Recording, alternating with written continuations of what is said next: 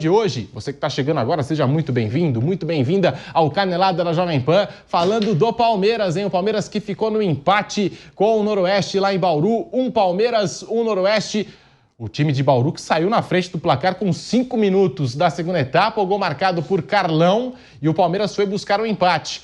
O primeiro gol de Tales com o time principal do Palmeiras, cria da academia, e o Abel Ferreira, depois do jogo, a gente vai até daqui a pouquinho ouvir o técnico do Palmeiras, disse que é o melhor centroavante que o Palmeiras tem neste momento, Tales, e disse que o Flaco Lopes tem tido dificuldades notórias. O Flaco Lopes que fez uma cirurgia no nariz, né? Tá jogando até de máscara e tal. Mais uma crítica do Abel Ferreira para o Flaco Lopes. Mas foi lá, o Palmeiras no interior de São Paulo, a gente sabe, campo difícil, interior, aquele calorzão, outro time, né? O Palmeiras fazendo rodízio, mescla de jogadores, então não tem assim aquele entrosamento. O Facundo Torres até estreou no jogo de ontem, mas não foi naquela atuação. Noroeste 1, Palmeiras também 1. Boa tarde para você, Fábio Piperno. Boa tarde, Pedro Marques. Um abraço aos colegas, à nossa audiência. Mais um amistoso, mais um jogo treino que valeu pontos, né? Como todos nessa fase de pré-temporada estendida, né? Aliás, uma pré-temporada, inclusive, mais enxuta do que nos anos anteriores, né? Quando, aliás, o futebol brasileiro já teve períodos aí bastante reduzidos para que os seus times pudessem voltar de férias, fazer os devidos treinamentos e tal. E esse ano, por conta aí de um calendário ainda mais abarrotado, tudo começou antes, mas é aquela coisa. Se abre rede social, você assiste alguns programas e tal, o jogador volta de férias agora, pisa no campo pela primeira vez para jogar meia hora, ou jogar, às vezes, uma partida inteira e tal, e isso já é o suficiente para alguns abutres aí queimar reputações. Ah, o fulano não serve, esse cara não joga nada. Técnicos também darem esse tipo de declaração, como a do Abel ontem em relação ao Flaco, quer dizer, será? Eu fico imaginando o seguinte, olha, tá falando aqui alguém que respeita demais o Abel, acha ele um ótimo técnico e tal, mas assim, o que o Abel poderia esperar do Flaco Lopes estreando na temporada? O que qualquer jogador pode apresentar num primeiro jogo de temporada? Aliás, eu vou me recordar aqui de um programa que a gente fez bem nessa fase de início de temporada em 2023, janeiro de 2023. O Palmeiras tinha empatado 0-0 na estreia, o Palmeiras foi a Ribeirão Preto, fez 1-0, aí depois teve um outro 0-0. Naquele dia, depois do terceiro jogo com 5 pontos, nenhum gol sofrido, só um gol marcado. Surgiu uma dessas estatísticas, Flávio, miraculosas aí, que a internet sempre desova aí, dizendo que aquele era o pior início de temporada da história do Palmeiras em não sei quantos anos em relação ao número de gols marcados. Tinha feito só um. Mas tinha feito só um, ganhou 5 pontos. E, a exemplo do que acontece hoje, todo mundo disputando jogos treinos que valem pontos. Nada mais que isso. Ou seja, não espero nada de time algum nesse começo. É importante, por exemplo, dar rodagem para os meninos que começam a fazer, né? Começam essa fase de aclimatação entre os profissionais, coisa que é muito diferente das categorias de base. Então é muito melhor que eles façam isso agora do que em pleno Campeonato Brasileiro. Aí sim, um campeonato difícil, de ótimo nível e extremamente importante, mas nada mais que isso. Flávio Prado, boa tarde, bem-vindo ao Canelada da Jovem Pan. O Palmeiras somou um pontinho fora de casa, jogando no interior de São Paulo, contra o Noroeste, Flávio. E é claro, o Palmeiras com essa mescla, rodízio de jogadores, Grupo A, Grupo B. O Grupo A foi lá e venceu a Portuguesa por 2-0. O Grupo B empatou ontem contra o Noroeste fora de casa. É claro que o Grupo A foi melhor que o Grupo B, mas o Grupo B também teve um desafio, né? Eu acho mais difícil do que o Grupo A, Flávio. O que dá para tirar desses primeiros 2 jogos do Palmeiras? Boa tarde. Boa tarde, Pedro. Boa tarde, amigos. Não dá para tirar muita coisa, não. É fase de treinamento, né? Os times estão treinando, alguns com pontos, outros jogando lá fora, mas é a mesma coisa. Não... Por exemplo, Você vê o Campeonato Carioca, teve uma vitória de um time só. Isso quer dizer o quê? Que os cariocas vão mal o ano? Imagina. Primeiro que provavelmente 2 chegarão na final do Campeonato Regional. Segundo, a gente tem visto nos últimos anos os times do Rio melhores do que os times de São Paulo, e tudo leva a crer que vai continuar isso esse ano também, né?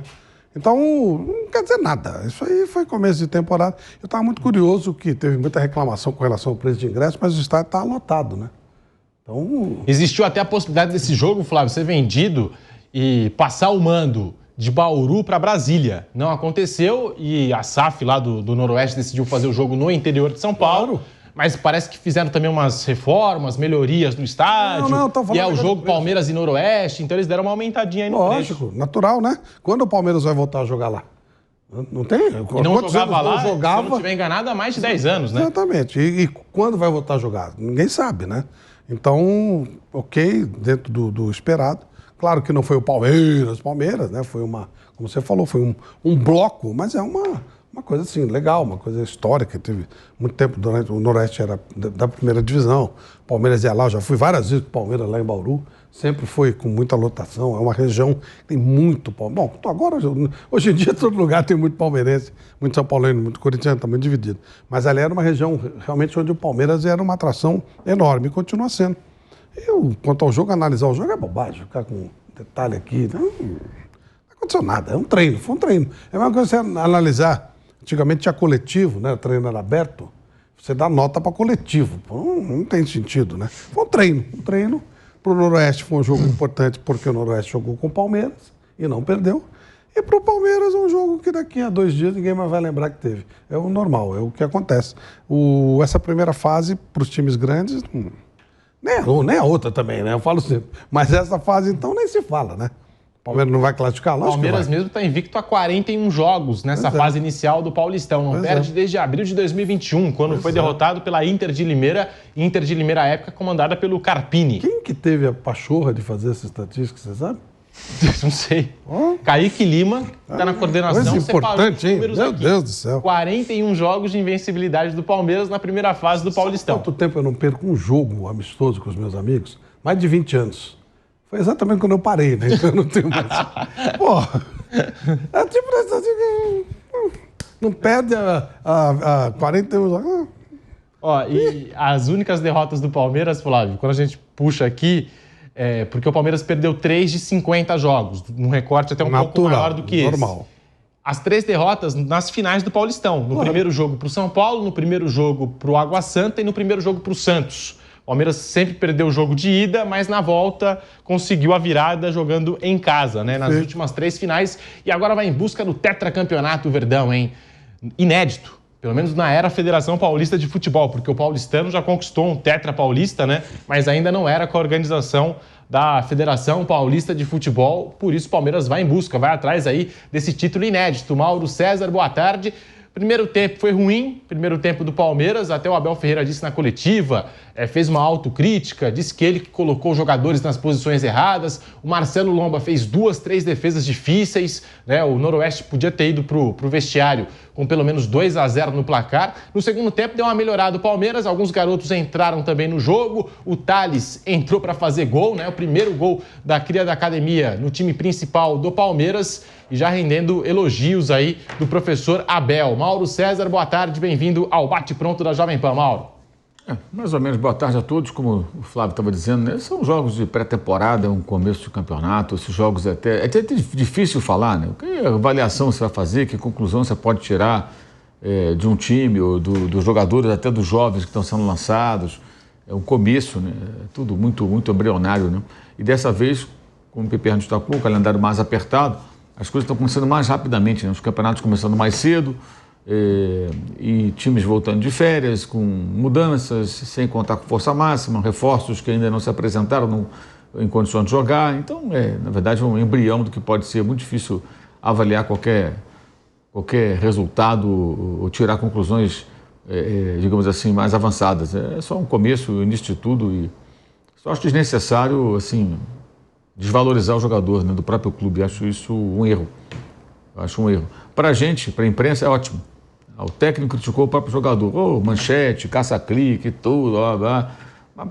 Não faz muito sentido, né? Faz muito sentido, né? Você expor o jogador dessa maneira, acho eu, do ponto de vista do clube, né? Não faz muito sentido. Acho que é uma atitude que não é a mais adequada. Enfim, mas o Palmeiras hoje tem um treinador que ele tem, assim, muitos poderes, né?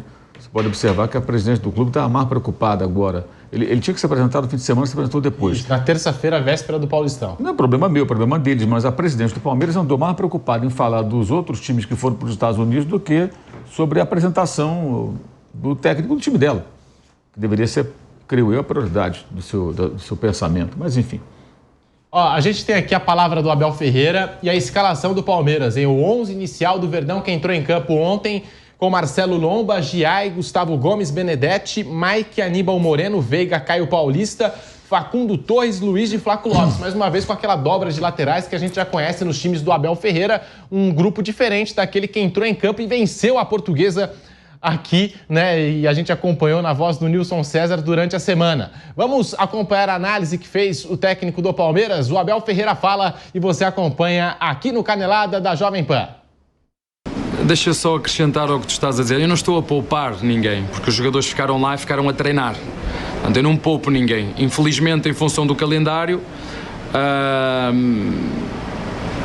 não tenho outra forma. E mesmo assim, vocês viram os jogadores hoje, a debilidade física, muitos dos erros e da dinâmica que nós temos no primeiro tempo, o tempo e o espaço que demos ao nosso adversário para criar. Nós somos uma equipa de pressão, demos muito tempo e espaço.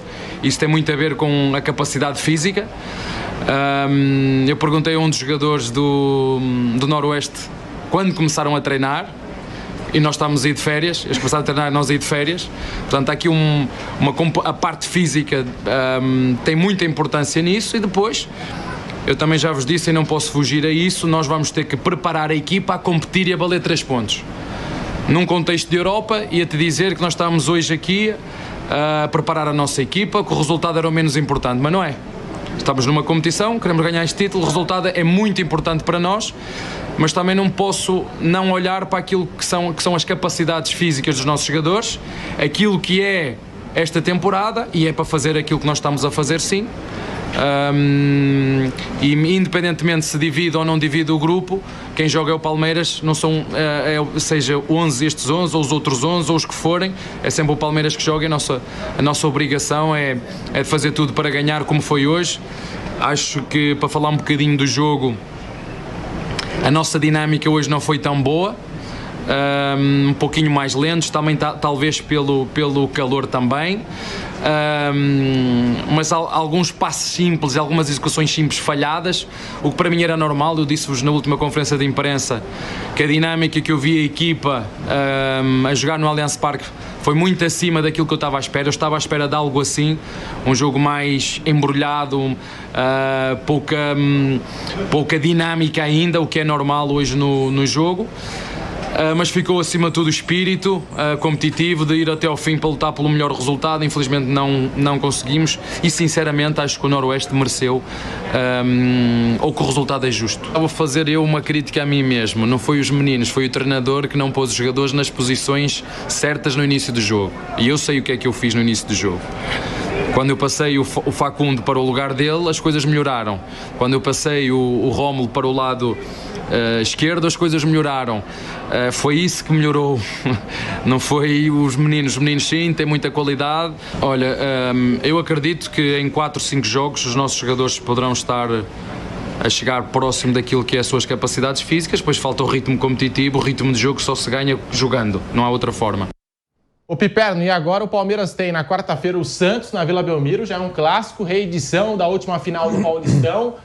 É uma temporada mais longa, contando ainda com o Super Mundial de Clubes, e uma pré-temporada também mais curta. Os times tiveram aí 7 dias, talvez, de preparação, menos até, contando o retorno das férias e a estreia no estadual, Piperno. Então, tudo que o Abel falou nesse trecho da coletiva dele está correto. Quer dizer, lá na Europa, com uma semana de pré-temporada, ninguém vai disputar uma competição oficial. Outra coisa, ele fez experiências, como ele mesmo admite, algumas não deram certo, outras foram corrigidas aí para o segundo tempo, ok, tá perfeito, né? Em começo de temporada, pré-temporada é para isso mesmo. Aí eu volto à questão do Flaco. Desnecessário é dizer que, enfim, esse cara não tá bem, tá devendo, o outro tá jogando melhor e tal. O Tales, a gente já falou aqui outro dia, é muito bom jogador. O Tales foi o artilheiro do Brasileiro Sub-20 que o Palmeiras venceu derrotando o Cruzeiro na final. É um jogador de qualidade.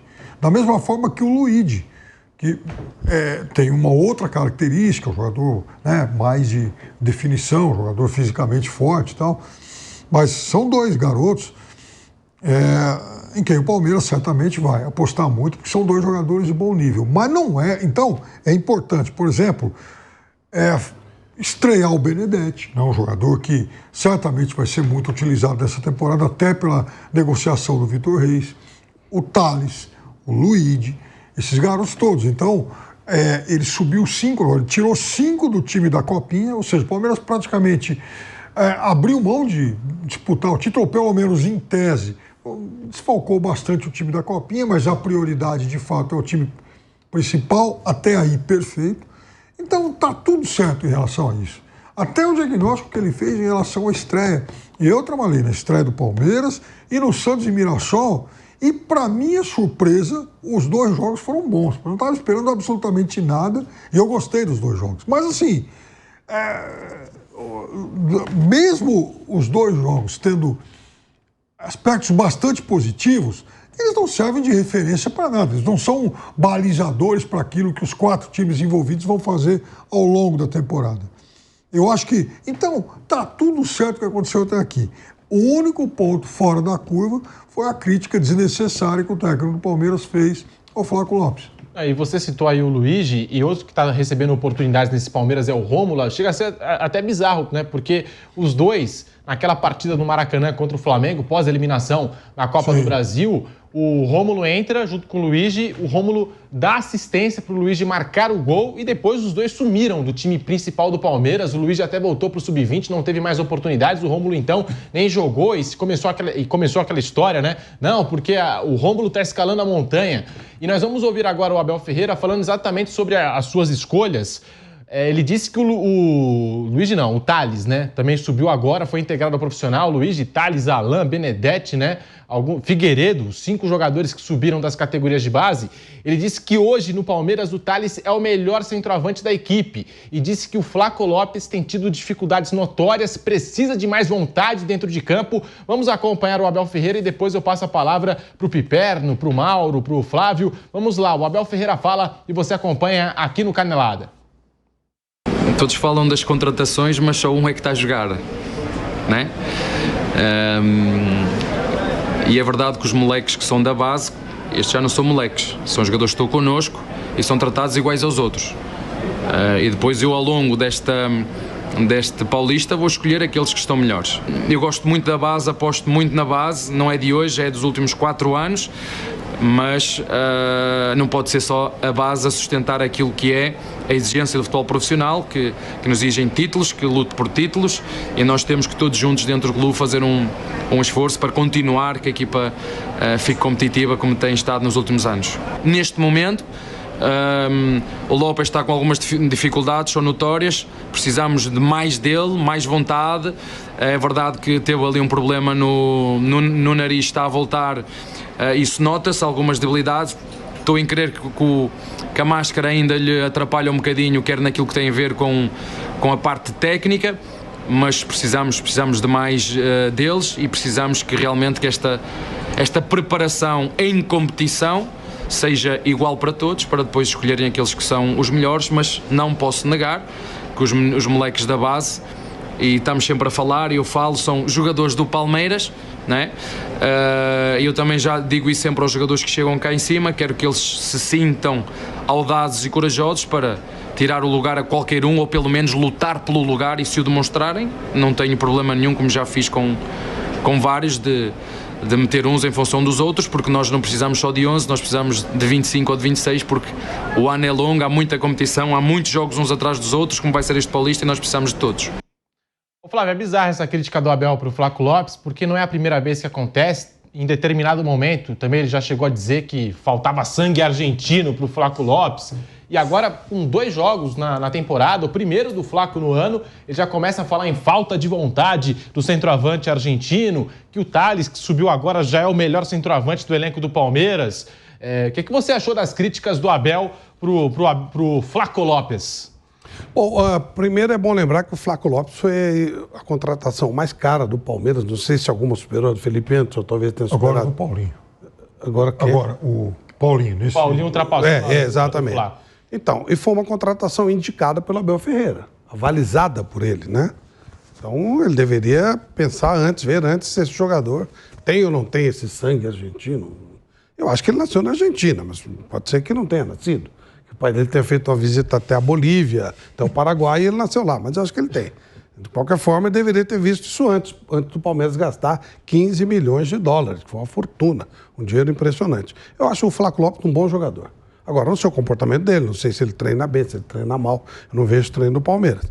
Mas é um jogador que eu sempre achei que tivesse virtude. Aliás, quando o Flaco Lopes veio com um monte de bagulho que o Abel indicou, o único que eu falava que eu achava que podia dar retorno era o Flaco Lopes, desde o começo. Quando ele trouxe a Tuesta, quando ele trouxe Tabata, Merentiel e tal, eu falava, isso aí tudo é tranqueira. Mas o Flaco Lopes eu acho que é um jogador que pode ser bem aproveitado. Mas pelo jeito, todas aquelas indicações que ele fez, pelo que ele está dizendo, nenhuma serve, nem o Flaco Lopes. Foram indicações dele. E depois a Leila começou a segurar, porque nessa primeira safra, pelo menos pelo que a gente lembra, eram indicações do Abel que foram compradas rapidamente pelo Palmeiras. Aí no ano seguinte ele queria recomprar, falou, não, peraí, vamos começar a usar a base.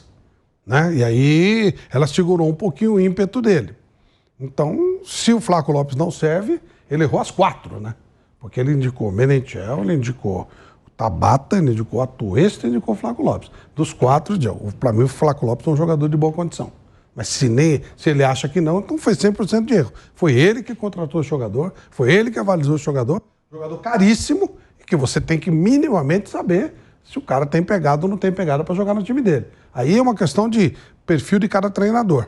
O treinador ele pode gostar do jogador que toca mais na bola, que seja mais lento, que gosta mais do jogo mais curto, pode querer um jogador mais intenso. Aí é problema do treinador, cada um faz o seu trabalho de sua maneira.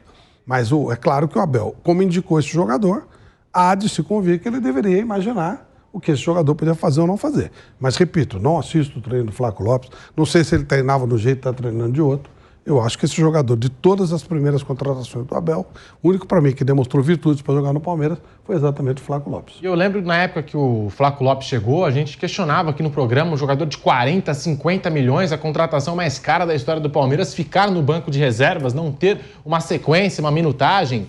Isso aconteceu na última temporada. Eu acho que foi a temporada em que o Flaco mais esteve em campo. Querendo ou não, também foi a temporada em números da carreira dele, a melhor temporada em números da carreira do Flaco Lopes. Deu retorno. Mas o Abel passou toda a temporada 24 falando em falta de eficácia, falta de eficácia, falta de eficácia, falhamos na frente do gol. O Flaco fez 22 gols na última temporada, me informa aqui o Kaique Lima, na coordenação do Canelada, meu caro Fábio Piperno. E assim, chega também a ser bizarro porque o Abel não gosta de falar. Ele mesmo já disse, não gosta de falar individualmente. Ah, vocês ficam me perguntando sobre jogadores no individual, não gosto de falar, só falo do coletivo. Mas quando é com o Flaco Lopes, ele fala. O Rony tenta umas 50 bicicletas na temporada e não tem esse tipo de comportamento do Abel, né? Inclusive o Abel fala, não, eu amo o Rony, não sei o que e tal. E com o Flaco Lopes é um comportamento completamente diferente, Piperno. E o Rony e o Flaco são jogadores de estilos antagônicos. Ele quer no Flaco Lopes a entrega, né? Enfim, o esforço, aquela coisa toda, até às vezes um pouco em cima do tom, espalhafatoso do Rony. O Flaco Lopes não é jogador, ele é um atacante mais técnico. Eu também acho, eu gosto dele, já elogiei muitas vezes.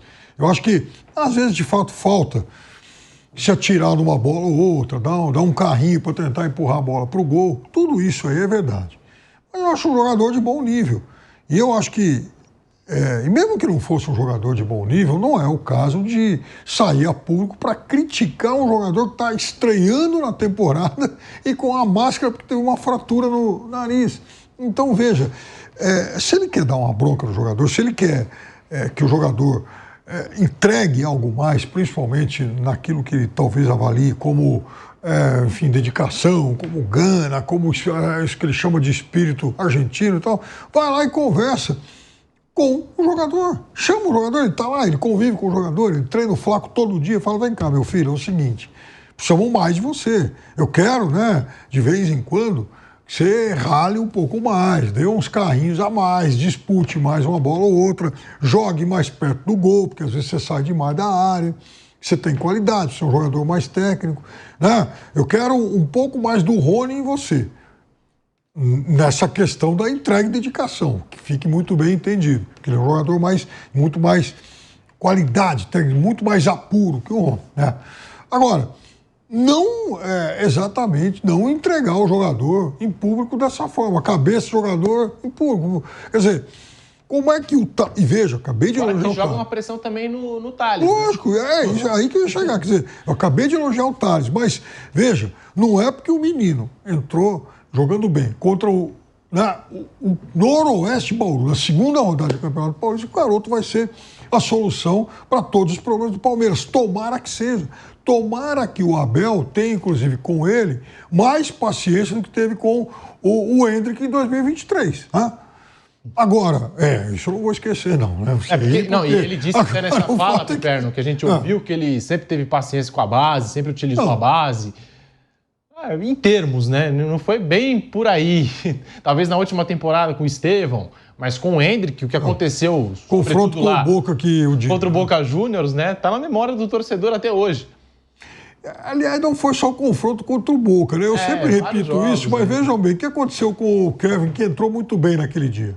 Né? Fez uma sequência de uns 3, 4 jogos bons, aí jogou mal contra o Atlético Mineiro, como todo o time, foi sacado no intervalo do jogo aqui em São Paulo, o Palmeiras perdeu aqui em São Paulo.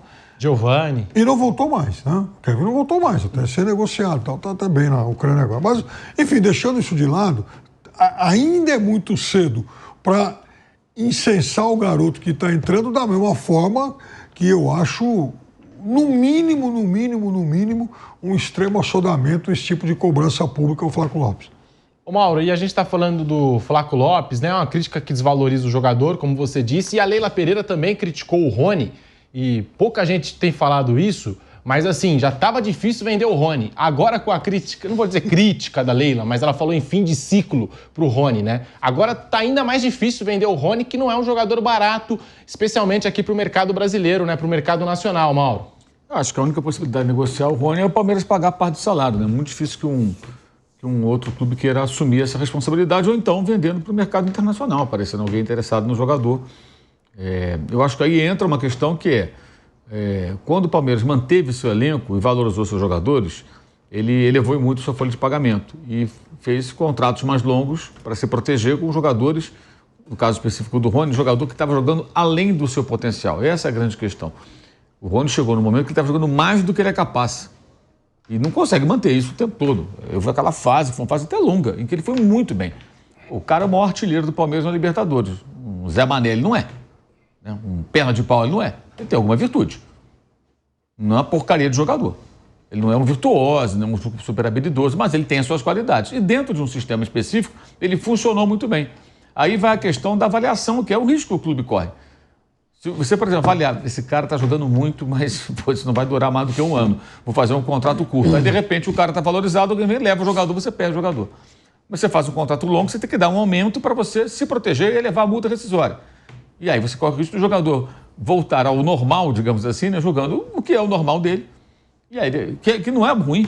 Não acho o Rony um jogador ruim, mas não é um jogador tão bom assim, de repente, né? E aí você tem um problema, né? Porque o cara está ganhando um salário bem alto e outros clubes não vão contratá-lo. Porque se fosse o Rony de algumas temporadas atrás, o goleador da Libertadores, o Palmeiras não ia querer negociar. Ele ia querer abrir mão. E aí, não é só o Fluminense que ia querer, não. Outros clubes com condição financeira melhor que o Fluminense, não, eu pago X para ele aí que ele ganha, eu pago. Esse cara aí, eu pago. Mas ele não é mais o mesmo. Essa é a questão. É o risco. O clube tem que correr, não tem jeito. Isso acontece. Não vai ganhar todas.